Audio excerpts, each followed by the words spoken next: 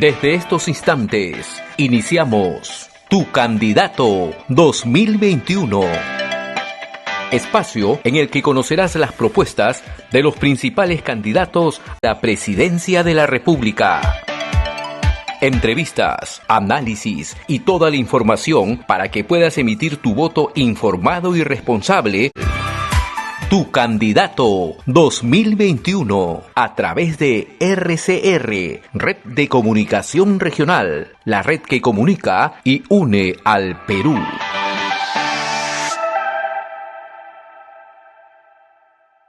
Hola, muy buenos días, soy José Ignacio Beteta en esta nueva edición de Tu Candidato 2021, programa que llega gracias a la Red de Comunicación Regional, a la Fundación Friedrich Naumann para los países andinos, a la Asociación de Contribuyentes del Perú y al Centro de Innovación en Políticas Públicas. Todos nosotros nos hemos juntado para poder analizar la coyuntura, el debate electoral, conversar, llevarles información de calidad, de especialistas, de gente que está pensando, digamos, en política, en economía, en temas sociales. Como ustedes saben, hemos tenido con nosotros a candidatos en la primera vuelta. En la segunda vuelta hemos conversado un poco más con especialistas y para ver un poco las opiniones de qué es lo que ha estado pasando y qué es lo que va a pasar en esta segunda vuelta electoral, en donde, como estamos viendo, el programa se llama Tu Candidato 2021, sus candidatos, mis queridos amigos, tanto el candidato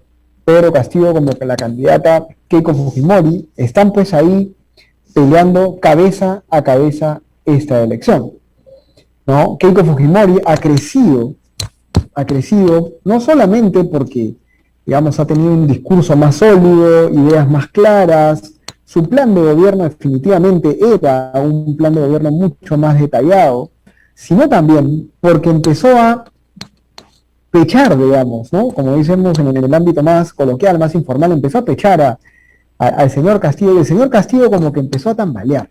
Y empezó a tambalear porque él mismo le pedía debates a la señora Keiko aceptaba, y luego Pedro Castillo parecía que se corría. Y efectivamente, cuando el señor Castillo ha sido entrevistado y le han pedido que desarrolle sus ideas, no ha podido hacerlo.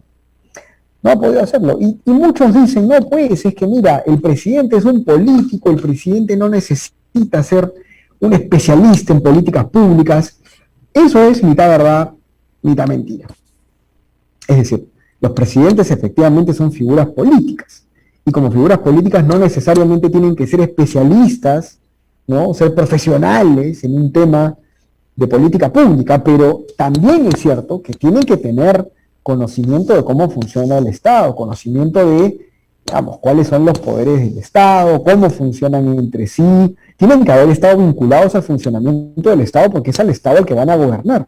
El presidente es el poder de el jefe del poder ejecutivo. El poder ejecutivo es el que gestiona el presupuesto del país. El presupuesto del país que hoy en día tiene más o menos 180.000, 190.000 millones de soles y que, como ustedes bien saben, se utiliza muy mal.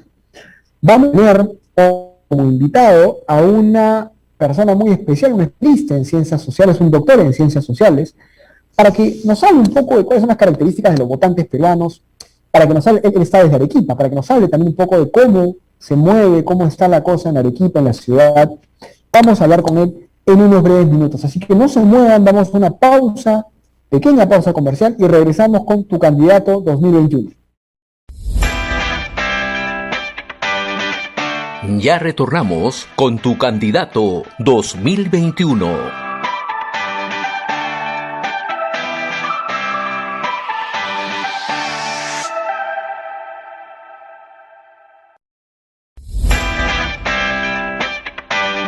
Sigamos en Tu Candidato 2021.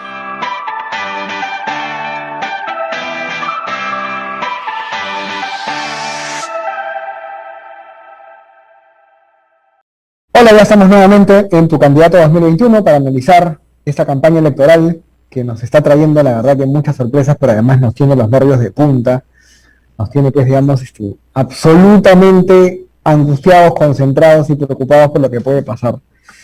Y para poder comentar, como les decía, esta segunda vuelta desde una perspectiva de las regiones, tenemos con nosotros a José Manuel Rodríguez. Manuel Rodríguez, él es doctor en Ciencias Sociales y además profesor, catedrático, digamos, de la Universidad Católica San Pablo, y también hace bastante análisis político, análisis periodístico en Arequipa, y está muy conectado, digamos, con la realidad social del sur, digamos, y también de la coyuntura. Manuel, ¿cómo estás? Buenas tardes. Hola, José Ignacio, ¿qué tal? ¿Cómo ves la coyuntura política desde Arequipa?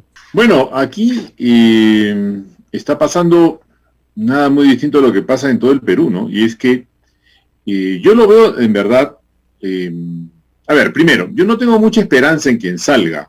Es decir, cuando salga Keiko, no es que vaya a cambiar el país y hacer todo mucho mejor y nos habremos salvado del infierno. O sea, no me parece que la actitud tenga que ser la de qué horrible si sale Castillo y qué maravilla si sale Keiko, ¿no? Uh-huh. Pero está ocurriendo algo que es bastante lógico, ¿no? Pasa Castillo con 19 o 20%, Keiko con 13%. En la primera encuesta tiene 40 contra 30, más o menos, 10 puntos de diferencia, ¿no? Y ese es el punto de partida. Y el punto de partida está enfrentando el voto duro del fujimorismo, que es un 30%, tú lo conoces, tiene 30 años, ese 30%, 20 años, del 90, ¿no? Y el 40% que para mí encarna, en el momento en que aparece, el mesianismo, el mito del presidente como tú, que aparece de la nada, ¿no? Sin tener nada y sin ningún respaldo de nadie realmente conocido en la política tradicional. Es el mito del outsider, de Egipto llamé a mi hijo, ¿no? Nadie sabe de dónde viene este Mesías y aparece. Bien, ese es el punto de partida, pero lo que viene después y lo que estamos viviendo es el bolsón de no convencidos. Entre ese 30 y ese 40 tienes un 30%, ¿no? De personas que no están convencidas. Y el 40% de convencidos también son convencidos a medias, porque claro, se convencieron del mito de que por fin vamos a cambiarlo todo, de que por fin viene el pueblo a gobernar, ¿no? Pero se convencieron en la primera vuelta. O sea, entraron convencidos a la segunda, pero ¿qué pasa? Lo que comienza a ocurrir es lo lógico, es decir, para convencer a alguien tienes que tener argumentos, tienes que decirles cosas, tienes que proponerles cosas. Y lo que está pasando con Pedro Castillo es que él no está proponiendo prácticamente nada y está, creo yo, planteando cosas de un nivel prácticamente infantil, ¿no? O sea, por ejemplo, llevar a la otra candidata a debatir a Chota, decirle que lleva a sus padres a un siguiente debate, o sea, son razonamientos de un niño, o sea, dices, ¿qué tienen que ver los padres? ¿Qué tiene que ver que sea en Chota, en Junín, en Lima, o en Villa Salvador, o en Juliaca? O sea, ¿qué puede pasar? ¿Qué va a cambiar en agredir a la otra candidata con tu gente, ¿no? Entonces, ven a mi barrio, ¿no? Y vas a ver cómo en mi barrio, pero tú no puedes hacer sobre los argumentos, nada. Entonces, este es un tema interesante. Se ha dicho muchísimo que es una campaña súper emocional, ¿de acuerdo? Pero las emociones están fundadas en argumentos, verdaderos o falsos, pero en argumentos. Entonces, Castillo está enfrentando un antivoto que va creciendo, no por el miedo. Un amigo me decía, es la campaña del miedo. No, es que no es una campaña del miedo, es un miedo real a lo que él está diciendo. O sea, si alguien está haciendo campaña de miedo, es él, nadie más. Porque claro, si te dice, voy a votar a las empresas extranjeras, voy a revisar todos los tratados de libre comercio, voy a quedarme con el mineral y votar a las empresas mineras, ¿no? Y cosas bravatas que son completamente imposibles de cumplir si es que no tienes un arma y votas a estas personas a balazos. Entonces, de hecho, la campaña de miedo la está haciendo el mismo Castillo. Y aquí en el sur hay un sentir bien interesante. Hay gente que ha votado en primera vuelta. Yo he preguntado así por la calle, bastante gente, en la primera vuelta votaron por Castillo. Y ahora dicen, voy a votar por la China porque el profe está medio loco. O sea, la sensación de que no nos va a llevar a ninguna parte ya no es solamente sector AB, pues, que además incluso lo que llamamos sector AB suele tener unos argumentos bastante espurios de defensa de privilegios y cosas por el estilo. Ya no está pasando eso. O sea, lo escuchaba yo decir a mi amigo Gonzalo Banda en una entrevista también, porque Gonzalo Banda ahora es como la voz del sur, ¿no? En Lima, ¿no? A los que estamos aquí somos un poco irónicos, digamos, bueno, en verdad, sí y no, ¿no? O sea, pero lo que decía Gonzalo, que coincide un poquito, pero ya no, es que estaba pasando el mismo fenómeno de Fujimori con Vargas Llosa. O sea, que Vargas Llosa se rodeó de plata, de campañotas, de gente pituca diciendo, ay, ¿cómo es posible que saca ese chino? Y se le volteó todo como una especie de karma, ¿no? Yo no creo que esté pasando eso, no veo que esté pasando eso, porque comienzan a entrar las razones en esto, ¿no? Más o menos es como lo vemos aquí en el sur, ¿no? O sea, cuando, por ponerte un ejemplo muy tonto, ¿no? Yo sé que esto es totalmente pedestre y nada científico, pero el señor de la bodega donde yo compré el pan, que es un señor súper andino, ¿no? Su esposa también, ¿no? Es Dina, y él me dice, señor, no vaya a votar por Castillo, nos van a quitar todo. Pero si yo le dijera nada, o sea, no es que yo lo quisiera convencer a él, ¿no? Entonces, esa sensación, todas las zonas emprendedoras de Arequipa, acabo de estar en la calle Puno, he estado anteayer en Mariano Melgar, he estado en todas las zonas junto a Chachani, arriba Villa Cerrillos, he estado en Congata, ¿no? Y tú ves un montón de gente con un gran empuje. Es como que tú conoces Arequipa, o sea, el cinturón de Arequipa es una enorme gamarra, o sea, es una enorme tienda de muebles artesanales, una enorme tienda de zapatos, o sea, es como tener un centro comercial enorme, popular, alrededor del centro. O sea, Arequipa no tiene pituquería propiamente. O sea, el sector AB de Arequipa será pues que 100 personas, o sea, ¿no? Los de siempre, los que siempre nos conocemos, pero de allí se acabó, ¿no? Entonces, yo creo que ese sector emprendedor no ve con buenos ojos a Castillo ahora, lo vio muy bien al comienzo, o sea, porque Arequipa es tradicionalmente antilimeña, anticentrista, y antifujimorista también. Y hay un pequeño sector, que tampoco es tan pequeño, del departamento de Arequipa, que es todo Carabelí. Esa tripita que va de Ica a Ocoña, ¿no?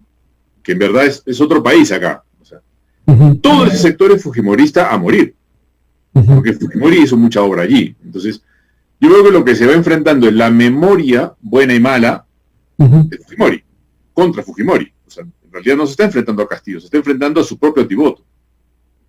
Más o menos por ahí es que lo veo yo caminando por acá, ¿no? Más o menos así. De acuerdo, sí, y digamos yo coincido contigo que digamos el emprendedor ha empezado a entender, ha calado el mensaje, digamos, había gente que se quejaba mucho del terruqueo, ¿no? Decían, no, esto de terruquear, digamos, no vale, esto de asustar no vale, esto de las campañas del miedo no vale, pero no, sí, como tú bien dices, cuando tú empiezas a confrontar a Castillo, a Cerrón contra sus propias debilidades, no hay quien empiece a dudar, y los emprendedores más pequeños también empiezan a dudar, ¿no? Claro. Entonces, yo creo que esa es una gran realidad. Y lo otro es que sí, pues efectivamente es algo que Keiko... Yo conversaba hace 25 minutos con un especialista de un centro también de investigación que nos decía, o sea, para que Castillo le gane a Keiko no tiene que hacer mucho. O sea, Keiko está ganándole a Castillo ahorita porque Castillo es débil y frágil. Pero basta que Castillo se fortalezca y se vuelva, digamos, a poner en el lugar correcto políticamente para que a Keiko, se le haga más difícil las últimas 3 semanas. ¿No? Sí, lo que pasa es que Castillo tendría que, a ver, primero que él está allí por un discurso radical, ¿no? Que si lo modera, se le voltean los que quieren su discurso radical, ¿no? Y al moderarse, lo más probable es que nadie le crea del lado moderado, ¿no? Entonces, la sensación de que el discurso radical, el deseo de cambio es de todo el Perú. El caso Porky, por ejemplo, fue también un poco eso. O sea, Porky tenía un discurso muy radical de derechas un discurso además moralista de derecha. Y bueno, 10% no es despreciable en esta elección de tan pocos electores, digamos, ¿no? De tanto ausentismo, lo que fuera. Entonces, hay un feeling de que, bueno, tenemos que cambiarlo todo. Pero lo que pasa es que en el caso de Castillo, lo que le debería preocupar a él en todo caso es que no tiene qué ofrecer. Yo no sé quién podría venir a inflar y de Cerrón, porque a Cerrón ni siquiera hay que hacerle campaña, es un hombre condenado por la justicia. Entonces, y uno lee el plan de gobierno, y el plan de gobierno es claramente un plan de retroceso a los 70, o sea, al gobierno de Velasco. Los presupuestos que plantea es un plan de gobierno además muy mal hecho, copiado de lo que hizo el gobierno revolucionario de la Fuerza Armada del año 68 al 75, ¿no? Cuando ya Morales Bermúdez comenzó a bajarle la presión a todo ese tema. Y que Velasco había apostado todo por la guerra con Chile. La guerra con Chile nos iba a sacar, según él, del tema económico, ¿no? de la debacle económica que está. Entonces, yo no veo qué tenga Castillo que ofrecer y quién pueda invertir en él, porque también se trata de eso. O sea, la pregunta es de dónde vienen los capitales para la campaña que está haciendo ahora. ¿Quién está apostando por él? Ahí está el Grupo de la República, con toda claridad, y yo no sé más. O sea, el Grupo de la República como fachada, digamos, periodística, ¿no? Por ahí está llegando la idea de que hay un asesor mexicano de Biden que lo han contratado, una especie de Fabre mexicano gringo, ¿no? Para latinos, que cobra un montón de plata. Son en campaña. Del lado de Keiko está jugando una pieza interesante que es el recurso Mandela, ¿no? O sea, el justamente encarcelado que ha perdonado y que está buscando la reconciliación. Entonces, ese discurso también está calando porque también hay una necesidad de tener un poco la agitación en la cual estamos. Yo creo que Keiko tiene una... o sea que es, amigos, nos calmamos todos, ¿no? Tranquilos, o sea, no va a pasar nada, ¿no? Entonces, el no va a pasar nada, en un sentido radical, es ella. El va a pasar todo es Castillo. Por mucho que Castillo diga, yo quiero respetar las instituciones, como dice y se contradice, quiere cerrar la Defensoría del Pueblo, pero después le pide a la Defensoría del Pueblo que lo defienda, en verdad que por eso yo lo veo a Castillo con todo respeto como un niño, o sea, parece un chico de colegio, de quinto y media, que no sabe muy bien qué quiere. Entonces le dicen una cosa acá, le dicen otra allá, le dicen di esto, no digas lo otro, no hables, ¿no? Porque obviamente si tiene un jefe de campaña o tiene alguien que está dirigiendo su imagen política, tiene que decir, mira, cuanto más hables, más te hundes. O sea, así lo veo. Por eso la pelea por los debates, ¿no? Ahora, en las regiones y en provincias, tú me corregirás si yo me equivoco, digamos, pero el pueblo es mucho más conservador. El pueblo es mucho más conservador, es menos progresista, definitivamente. Es a todas luces también más machista y por lo tanto tiene todos los vicios, digamos, de una mirada, digamos, yo creo que también equivocada de la familia, o sea, son valores que tampoco son valores, digamos, ni cristianos ni humanistas conservadores, ¿no? Son muchas veces valores radicados pues en violencias, en colonialismos todavía raros. Este pueblo que quiere votar por Castillo, que es conservador, es el pueblo que ahora acepta, digamos, a Juntos por el Perú, el hijo de Jorge del Castillo dice que quiere ayudar a Pedro Castillo, ya no va a ser Castillo, va a ser del Castillo, ¿no? Entonces, se meten los progresistas, ¿no? Se mete toda la izquierda moderada atrás, como tú dices, República, las plataformas digitales, Juntos por el Perú. Era el globalista, ¿no?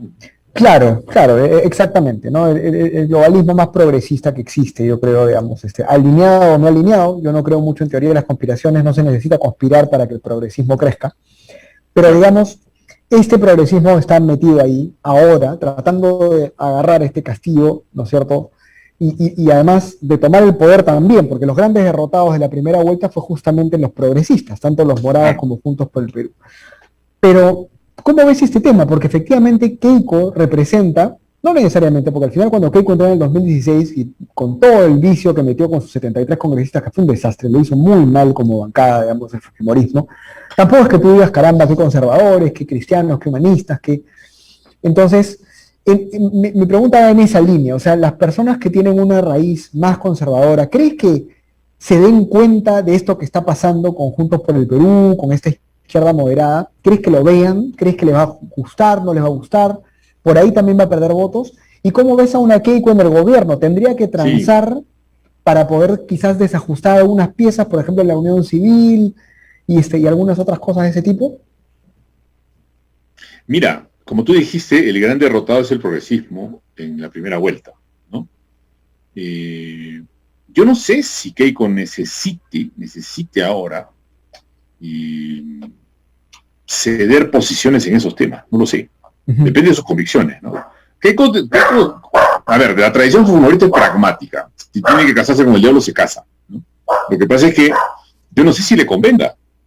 Yo no sé si le convenga ponerse ahora en un rollo progresista, primero porque le sale falso.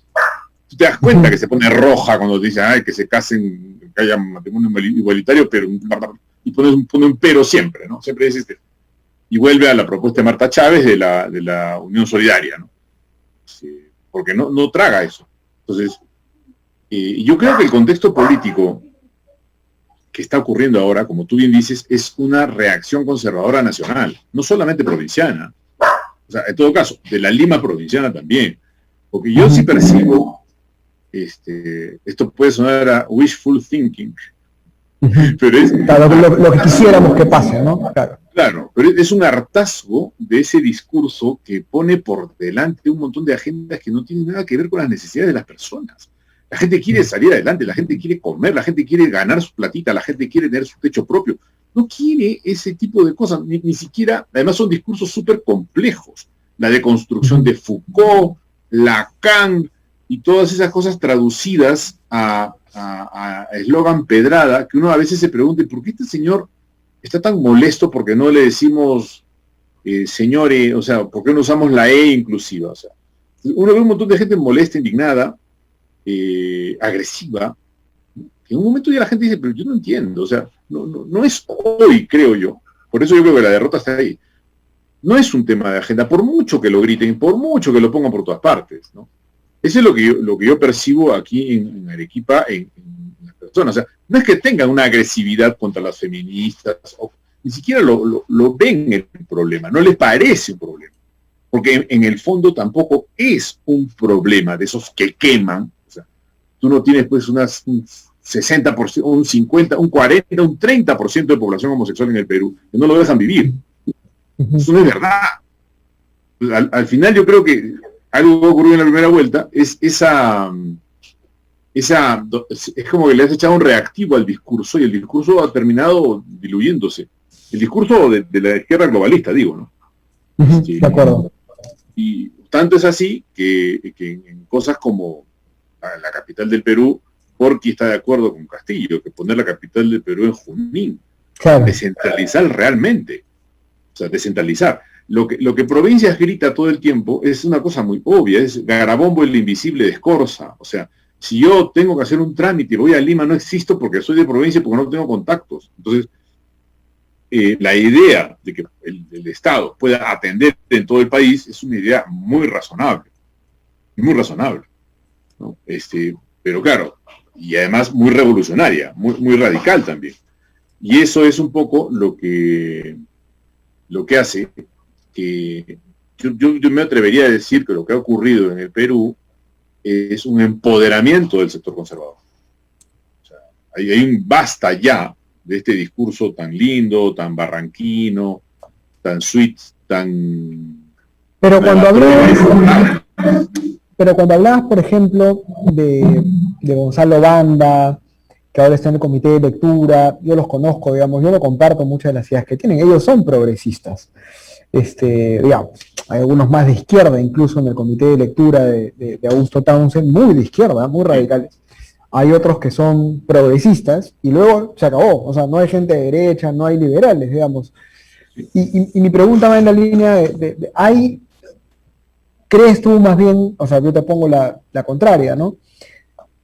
y de repente también me equivoco, no está creciendo en las provincias una élite progresista también entre los jóvenes, por el influjo de las redes sociales, por el influjo, digamos, de la cultura actual? Puede ser un asunto generacional, ¿no? O sea, el progresismo globalista, digamos, camina mucho en redes, ¿no?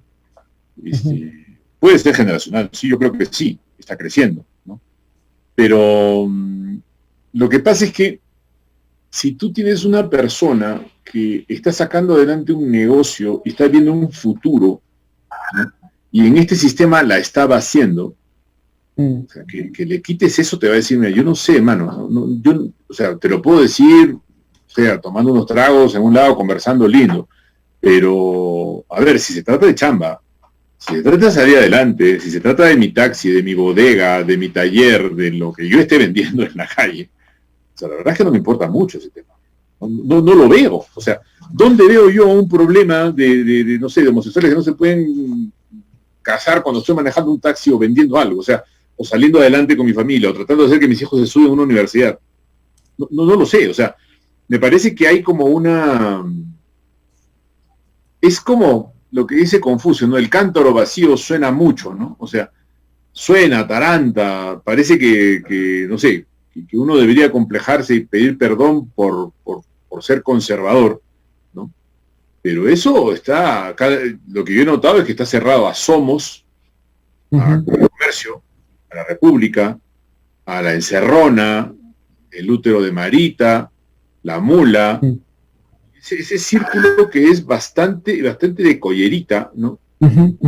Asociado también a la Pontificia Universidad Católica del Perú, porque es como los mismos discursos. Uno repite una palabra, ¿no? Y ahí el máster es Gorriti. O sea, Gorriti usa una expresión y tú te la vas a encontrar en todos los medios repetir igualita, ¿no? Como si Gorriti fuera el gran gurú de este tipo de discursos, ¿no? Entonces, yo, como te digo, no podría darte números de porcentajes ni nada, no he hecho una encuesta, pero yo tengo la sensación de que la reacción en la primera vuelta ha sido contra eso. O sea, en parte, una reacción contra... O sea, ya estamos cansados de que nos planteen problemas falsos también, ¿no? Porque lo que queremos es sobrevivir a la pandemia y sobrevivir a la crisis económica. No sé qué tenga que ver ahorita ese tema. O sea, es interesante, por ejemplo, Verónica Mendoza se suma a Castillo, pero yo no sé si tú tenías la misma sensación. Los temas, matrimonio igualitario, feminismo de género, están entre paréntesis. O sea, ya está hablando de justicia, de no te ruqueen, pero no está tocando esos temas, porque son temas que en algún momento, o sea, se va a chocar con Cerrón, se va a chocar con Castillo, ¿no? De acuerdo. Y se va a chocar con ese gran grupo que es, además de izquierdista radical, también es conservador. Porque en ese sentido la derecha conservadora y la izquierda radical se tocan en ese círculo, digamos, ¿no? En el cual ambos son conservadores en términos de valores y en términos de ideas. Cuando pero bueno, sí, es verdad. El deslinde de Cerrón es clarito, ¿no? Tiene un video donde el deslinde es clarísimo. Nosotros somos una izquierda provinciana, auténtica, ¿no? Y la izquierda, Perú Libre, el cura Arana, Verónica Mendoza, Perú Libre no, Juntos por el Perú, claro. Juntos por el Perú, ¿no? Esa florcita, fuerza, ¿cómo se llama la florcita? La florcita, ese es, no me acuerdo, sí, no. La florcita se la quedó pues Arana y la sacó a Verónica. La florcita era, ¿cómo se llamaba? Frente Amplio. Exacto. Sí, entonces, él en ese momento deslinda claramente. O sea, Frente Amplio es de Lima, es la izquierda oficial, es la izquierda revisionista, si tuviéramos que usar términos marxistas. Nosotros somos los puros, que ese es otro tema bien interesante, José Ignacio. La pretensión de pureza, ¿no? De limpieza, de inocencia, de cuestión casi adámica, ¿no? Los postergados de siempre, que somos buenísimos, que somos los indios que le dieron la felicidad a Arguedas. No sé si has leído Los Ríos Profundos, cuando él dice, mi madrastra, Gamonala, maldita, me mandó a dormir con los indios y no supo que me dio la mayor felicidad del mundo, porque esta gente es humana, es limpia, es buena, ¿no? Entonces, esa narrativa es muy fuerte en esto de Juntos por el Perú. Uh-huh. Sí, yo también pienso en la revolución, ¿no? Sí, y al final, cuando llegas a este punto, digamos, yo creo que lo que queda en las 3 semanas, y aquí te pido tus reflexiones finales ya pensando en el votante, ¿no? O sea, porque a nosotros lo que nos preocupa mucho en este programa justamente es, además de darle mucha reflexión, mucho contenido, muchos enfoques a la gente, es luego siempre dejarles consejos, literalmente consejos, qué pensamos nosotros que debería hacer o pensar o reflexionar el lector peruano. Entonces, mira, como tú bien decías al comienzo, y con esto yo termino, antes de darte el pase para las últimas palabras, si gana Keiko, esto no va a ser el paraíso, y probablemente si gane Castillo tampoco sea el infierno. Lo que sí sabemos es que hay una opción más peligrosa que otra, yo estoy convencido de eso, en términos reales, en términos, digamos, de planes, de ideas y de personas, además, que están alrededor de un proyecto que es el proyecto de Perú Libre. Mientras que del otro lado, lamentablemente, tenemos a una candidata que también, por su pasado y por lo que ha hecho en los últimos 3, 4 años, tiene mucha mochila en las espaldas y una desconfianza tremenda. En este escenario, ¿tú qué le recomendarías, digamos, a nuestros votantes? Sí, yo diría, primero que hay que votar sin miedo. Empecemos por ahí. A ninguno de los dos. O sea, yo digo, a ver, lo que Castillo está proponiendo es efectivamente la agenda venezolana. Algunos se apoyan en decir, pero no lo va a poder llevar a cabo porque no tiene los medios. Lo que pasa es que yo creo que ignoran que estos proyectos consiguen los medios en el camino. Uh-huh, uh-huh. O sea, Fidel Castro bajó de la sierra con unos guerrilleros y terminó negociando y juntando dinero de Rusia, ¿verdad? Y conquistó Cuba. Además, Cuba es un país chiquito. En Venezuela llegó Chávez también con un discurso demócrata. No, yo no voy a estatizar, etc. Hay una famosa entrevista que le concede a Bailey, que el tipo dice, soy un demócrata, ven a Venezuela para que veas la democracia, etc. Y una vez que llega, dice, ¿y ahora qué hago? ¿Con quién negocio? ¿Y de dónde saco dinero para sostener mi revolución? Y lo logra. O sea, porque en el fondo no es difícil, siempre vas a encontrar oportunistas que dicen, bueno, no podemos hacer de este país, ¿no? Y en ese sentido, yo honestamente no creo que no hablo de Castillo, hablo de toda la gente que está detrás, ¿no? Que va a terminar consiguiendo los medios. Escuchaba a un analista que dice una cosa bien interesante, ¿no? El gran problema del marketing político es que la derecha se preocupa por gobernar y demostrar que sabe gobernar, mientras que la izquierda se preocupa por llegar al poder y ahí ve qué hace. O sea, ahí consigue lo que sea, digamos, ¿no? Caiga quien caiga y, oye, tú vente para acá, o sea, no le importa pactar con nadie, porque el pragmatismo o sea, no nos importa pactar con nadie, lo que nos importa es sostenerlos en el poder, ¿no? Entonces yo le diría a los votantes, miren, voten sin miedo. Si realmente creen que Pedro Castillo es una buena opción para el Perú, a pesar de todos los indicios peligrosos que tiene, bueno, pero vamos a tener que atenernos a las consecuencias. Y si votamos por Keiko, bueno, también hay que votar sin miedo, porque en verdad yo creo que las dos opciones, y esa es mi opinión totalmente personal, ¿no? Uh-huh. La de Castillo, como lo dice él, no es que lo dramático de este asunto es que no hay que suponerlo, lo está diciendo, lo dice todo el tiempo. Decir, no lo va a lograr, es apostar tu moneda a que ocurra una cosa fortuita. Porque él, es como él te dijera, si tú me eliges, te voy a quitar tus cosas.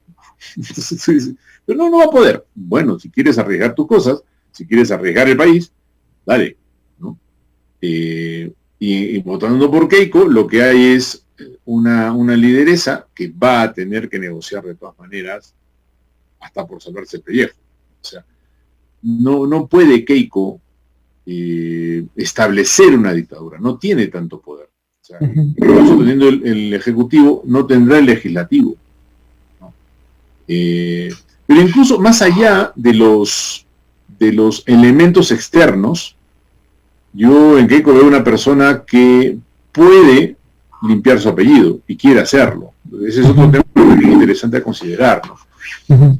No sé, mira, recomendaría a los votantes informarse muy bien de ambas opciones, ¿no? Y en el caso de Keiko creo que tenemos mucho más información que de Castillo. O sea, mucho más información, porque, ojo, de Castillo tenemos el plan de gobierno, tenemos el tema de Cerrón, y mucho más nada, ¿no? Y lo que también tenemos como información, amigos, es bien importante. O sea, yo creo que el señor Pedro Castillo no tiene idea de lo que es gobernar un país, pero ni la más remota. O sea, Exacto. en esa entrevista que le preguntan sobre, le dicen, él dice que hay un monopolio, y el entrevistador, no sé de dónde es, le dice, pero ¿cómo así? Esto es un monopolio. Saga Falabella es un monopolio, pero usted no obliga, Saga Falabella no lo obliga a usted a comprar, o sea, no es un monopolio, ¿no? Y como te digo, cosas de ese tipo son incluso más allá de la ideología. A lo más que podríamos aspirar con Pedro Castillo es que sea un títere de otras fuerzas y que nos estén gobernando aquellos por los cuales no hemos votado. De acuerdo. Eso es lo que me parece que es bien claro en Castillo. Ojo, la ignorancia de Castillo es información, no es mala fama, ni terruqueo, ni cosas que le han hecho, amigos. O sea, uno lo escucha decir que traiga a sus papás al debate, uno lo escucha decir, vamos a debatir en la Rinconada, a 5.600 metros de altura en Puno. Uno lo escucha y dice, pero este señor, honestamente, ¿de qué se trata lo que está diciendo? Porque los visos autoritarios, también infantiles y agresivos, se ven allí. O sea, cualquiera le podría decir, a mí un poco de humildad, o sea, ¿tú quién eres para llevar a todo el país a un debate donde a ti te da la gana? O sea, tú deberías estar dispuesto a servir al país, no a hacer tu capricho, ¿no? Entonces, ahí también tenemos, ojo, que eso es información. Esto no es hacerle mala fama a Pedro Castillo, son los datos que tenemos delante de los ojos. O sea, que Keiko sea lo que sea, eso ya más o menos lo sabemos. Que en el tema de Keiko Fujimori hay un montón de información, pero también hay un montón de desinformación. O sea, la vez pasada, por ejemplo, estaba hablando con mis alumnos y sobre la coyuntura, ¿no? Yo siempre hablo bien abierto con ellos, y yo pienso así, ¿qué piensan ustedes?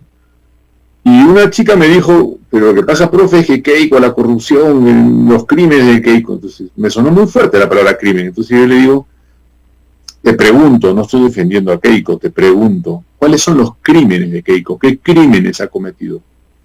¿Ha matado a alguien? Creo que no. Su papá, hablemos de ella. ¿Qué crimen ha cometido Keiko? Y ella se quedaba callada y dice, no, de la corrupción. ¿Cuál corrupción? Lavado de activos, listo, eso es una investigación, está investigada. No, pero obstruye la justicia. Bueno, eso no lo sabemos, eso lo puede decir cualquiera. Defenderse con un abogado podría ser una obstrucción a la justicia si alguien cree que puede meter la presa gratis, que es lo que pasó. O sea, a mí la cárcel de Keiko Fujimori cuando ocurrió, yo debo confesar que me alegré, por fin, dije. Pero uno se pone a pensar en lo que ocurrió. Es realmente infame, o sea, es muy malo lo que le hicieron. O sea, ella fue a declarar y le pusieron unas excusas, o sea, es una cosa de locos. ¿Cómo se va a querer escapar? Porque la prisión preventiva es cuando hay peligro de fuga. Alguien que está yendo a declarar, eso no lo considero nadie, o sea, es realmente un apanado, una celada que le hicieron, ¿no? Y la metieron 2 años adentro, creo, ¿no? Entonces, 18 meses, sí, casi. Eso también es interesante, o sea, la información sobre Keiko es, ¿quién es realmente? No, nunca ha trabajado. Bueno, ha trabajado 3, 4 años, 5 años, 10 años haciendo un partido político. Eso significa trabajar, eso es trabajar. O sea, y fue congresista también, de hecho, ¿no? ¿Perdón? Y fue congresista. Claro, no, pero no sacó ley. Yo no lo sé, pero lo que voy simplemente es el antifujimorismo es un movimiento tremendamente pasional que está alimentado por años de propaganda. Entonces yo creo que eso también hay que preguntarse qué es realmente esta persona y por qué me hablan tan mal de ella. O sea, ¿por qué? Yo a veces cuando me hablan de congresistas que tú lo miras y dices, pues te puede caer mal por la cara que tiene, pero ¿qué sabes de él? No sé, ¿qué sabes de él? ¿No? Yo no digo, no mucho. Galarreta, sí, Galarreta. Además, la gente dice, Galarreta, como si fuera una especie de monstruo, ¿no? Sí, le faltan las manos. Ya. Aparte de eso, ¿qué más ha hecho ese hombre de malvado? O sea, aquí ¿Qué ha hecho de malvado Galarreta? O sea, no lo sé. Ojo, no estoy diciendo que no lo haya hecho. Lo que digo es que yo no lo sé. Y porque tú me lo dices, no tengo por qué decir, entonces es verdad. No, pues, no es así. Mira, una cosa, yo voté por López Aliaga, convencido por Gorriti. Porque me leí un artículo de Gorriti que decía, la mentira como política. López Aliaga, la mentira como política. No tiene un solo argumento sobre algo oscuro que haya hecho López Aliaga. No tiene uno. Lo único que tiene es decir, ultraconservador, pensamiento rancio, cavernario, gordo cachetón, cualquier cosa, cara de chancho, lo que quieras, pero ni un solo, porque a ver, con el equipo que tiene Gorriti, jalas la pita de lo que quieras y le encuentras mis cosas. Pues no le encontró nada. Entonces yo dije, este hombre no tiene indicios de corrupción. No los tiene. No, que es amigo de Castañeda del Ocio. Bueno, a ver, si por nuestros amigos vamos a ser condenados, no sé, no puede ser amigo de alguien que ha caído en desgracia, y bueno, ya está, y si lo sentencian, lo irá a visitar a la cárcel, pero entonces, yo creo que ese tipo de cosas también, si tuviera yo que dar una recomendación, es realmente informémonos. Porque por eso decía el tema de votar sin miedo, porque el miedo te lleva a creer en fantasmas, tanto de Castillo como de Keiko. Hay que ir a los datos. Los datos de Castillo están escritos. Lo estamos viendo desempeñarse, lo estamos viendo ya gobernar una campaña, porque cuando uno hace una campaña, está gobernando la campaña. Lo estamos viendo hacer promesas que es imposible de cumplir. En Keiko también, o sea, por ejemplo, me dio mucha risa en el debate, ¿no? Keiko dijo, yo voy a reforzar pensión 65, y Castillo dice, voy a hacer de 60. Y cuando ya 25, ya nadie chambea, ya, este es el país de la maravilla. O sea, es una locura. Entonces, ese tipo de cosas las estamos viendo. Ojo, no es una campaña contra Castillo. Es que en la campaña de Castillo se evidencian estas cosas. Yo creo que hay que decirlas y hay que pensarlas. Yo no creo que necesite una contracampaña Castillo para que se convenza a la gente. Es cuestión de pensar, es cuestión de ver lo que realmente está pasando, cuál es el discurso, ¿no? Eso es lo que yo diría. Y en el caso de Keiko, igual. O sea, ¿cuáles son los indicios razonables de que Keiko va a establecer una tiranía? El pasado, que se puso hecho una loca ridícula cuando perdió y que fue una vengativa. ¿Eso alcanza para decir esta opción no tiene ningún sentido? No lo sé, no lo veo. Me parece a mí, ¿no? Porque también la notita, me tapo la nariz y voto por Keiko, me parece una cosa muy ridícula. O sea, ¿para qué te tapas la nariz? Ya estamos en esta situación. O sea, yo soy súper moral, pero votaré por Keiko porque, o sea, a ver, el voto es un asunto moral. Y hablando como católico te digo, yo no puedo votar por alguien que promueve el aborto. Claramente. No puedo votar por alguien que está contra la familia. Claramente. No puedo votar por alguien que está contra la libertad. Y si hablo como católico, el comunismo es algo que la Iglesia ha condenado claramente, hablando como católico. Esto tampoco es un tema de principios. El comunismo es intrínsecamente perverso, lo decía Pío XII, y eso no ha cambiado. Que uno se haga el tonto, silbe, mire para arriba, podemos encontrar coincidencias. Con el marxismo-leninismo no vas a encontrar ninguna, porque es ateo por principio, es materialista por principio. La persona humana no importa en esos procesos. Importa alcanzar el poder. Salvo el poder, todo es ilusión. Eso es Mao. O sea, el polvo. Eso está probado en la historia que ha conducido a regímenes realmente destructivos. No es campaña de miedo. Es lo que el Señor está diciendo. En todo caso, es un miedo razonable. En todo caso, es el miedo en campaña, pero no es la campaña del miedo. O sea, el miedo es razonable. Lo está diciendo. De acuerdo. Bueno, muchas gracias, Manuel. Oye, para quienes quieren buscarte en redes, cuenta de Twitter, cuenta de Facebook, ¿cómo manejas todo eso? Yo participo de un sitio que se llama Transformando el Perú. Está en Facebook, donde tenemos nuestro ya proverbial para unos 4 gatos, té de tíos, ¿no? Donde hablamos siempre de coyuntura política y nada, me encuentran en Facebook con mi nombre, José Manuel Rodríguez Canales, Roncuaz. Tengo un blog también donde hago comentarios políticos espirituales, yo soy profesor de teología también. Y nada, yo encantadísimo de compartir con la gente que te sigue, Uh-huh. porque yo creo que lo que estás haciendo es muy importante, José Ignacio, o sea, Uh-huh. pensar. O sea, la iniciativa esta de peruanos por, ¿cómo era? Contribuyentes por el respeto, ¿no? Asociación de Contribuyentes del Perú, sí, sí. Bueno, Claro, que es una lógica, la lógica del Estado. O sea, el Estado no es nuestro dueño, el Estado no es nuestro papá, ¿no?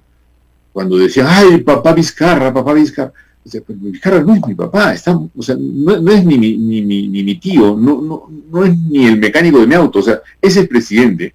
Y ese señor tiene que rendir cuentas a toda la población de lo que está haciendo con los bienes de todos. Uh-huh. O sea, ese señor que se sienta en el sillón de Pizarro, se nos debe a nosotros, no nosotros a él. Es una locura pensarlo al revés, ¿no? Entonces, efectivamente, yo te estoy dando el 11% de mi sueldo en quinta categoría. En cuarta categoría te estoy dando tanto. El IGB te estoy dando tanto. ¿Qué estás haciendo con eso, amigo? ¿Qué estás haciendo? O sea, tengo todo el derecho a preguntártelo, ¿no? Y el Congreso tiene todo el derecho a preguntártelo. Cuando dice, el Congreso obstruccionista. Bueno, si puede obstruir es porque tiene la función de hacerlo y puede hacerlo. Y para eso está. Porque eran tres poderes pues, para que tengan entre sí un equilibrio, ¿no? El Poder Judicial, el Poder Legislativo y el Poder Ejecutivo. Entonces, yo cuando escucho todas esas quejas, todos esos lloriqueos sobre el obstruccionismo del Congreso, me parece que están bien descaminadas, porque el Congreso tiene la misión de representar las regiones, cosa que hace poquísimo. El congresista que tenemos en el equipo, congresistas que nunca han hecho nada por representar, ojo, porque el congresista tampoco tiene que hacer una obra, el congresista tiene que hacer leyes, ¿no? Representar, legislar y fiscalizar al Ejecutivo, eso es lo que tiene que hacer. Entonces, hay que entender bien, por lo menos en qué sistema estamos. Otro consejo que también se sale de esto, ¿no? Uh-huh. Averigua bien, amigo, o sea, de qué estamos hablando, qué es el Ejecutivo, qué es el Legislativo, qué funciones tiene, qué es el Poder Judicial y cómo funciona, ¿no? Porque de lo contrario somos unos monos con pistola, no sé, voto por este porque el otro es malo, o porque me cae bien, o porque tiene un sombrero, o porque, qué sé yo, va a hacer las cosas bien ahora, o sea, incluso por Keiko, ¿no?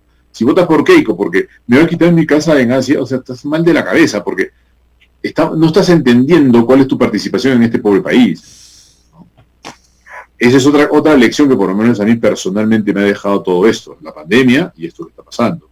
Y es que es un llamado providencial y un castigo de Dios para mirarnos más entre nosotros y no despreciarnos ni ningunearnos. O sea, ese rollito de quién eres tú, a quién le ganaste, o sea, eso es algo que tenemos que desterrar para entendernos y para poder crecer, porque de lo contrario repetiremos los mismos asuntos. Pues, no le falta razón. Yo escribí un articulito, te lo voy a pasar, sobre las razones de Cerrón. O sea, Cerrón será lo que sea, pero está respondiendo a una demanda que está allí. No sé si es justa o injusta, pero está allí. Por algo pasa esto. Entonces, si nosotros, si gana Keiko, y decimos, nos salvamos por fin, ahora vamos a combatir estos terrucos, no hemos entendido nada. De acuerdo. Nada. Y nos lo vamos a encontrar en 5 años, de todas maneras. Ya lo hemos visto en Humala. O sea, va a pasar. Exactamente. De acuerdo, bueno. Muchas gracias. Muchas gracias. Es una bonita conversación. De todas maneras vamos a ir conversando de estas cosas. Creo que es muy importante que tengamos reflexiones y opiniones de personas como tú, que no solamente porque estás en Arequipa, sino porque además tienes una visión, creo yo, a mi parecer, bastante profunda, bastante sincera de la realidad, que es lo que se necesita en estos momentos, la verdad, profundidad y sinceridad. Porque ya bastantes opiniones amelcochadas tenemos por ahí dando vueltas. Entonces, muchas gracias, Manuel. Que te vaya muy bien. Cuídate. Un fuerte abrazo, cuídense mucho. Hasta la próxima. Luego. Nos quedamos nosotros, vamos a una pausa rapidito para las últimas palabras de cierre de este programa Tu Candidato 2021. Ya volvemos. Ya retornamos con Tu Candidato 2021.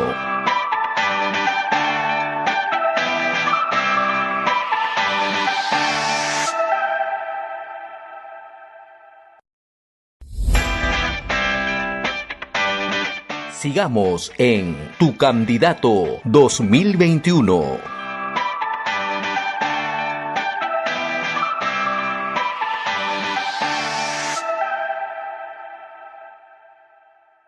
Volvemos para cerrar Tu Candidato 2021. Gracias por estar con nosotros. Soy José Ignacio Beteta, conduzco este programa gracias a la Asociación de Contribuyentes, la Fundación Friedrich Naumann, el Centro de Innovación en Políticas Públicas y la Red de Comunicación Regional.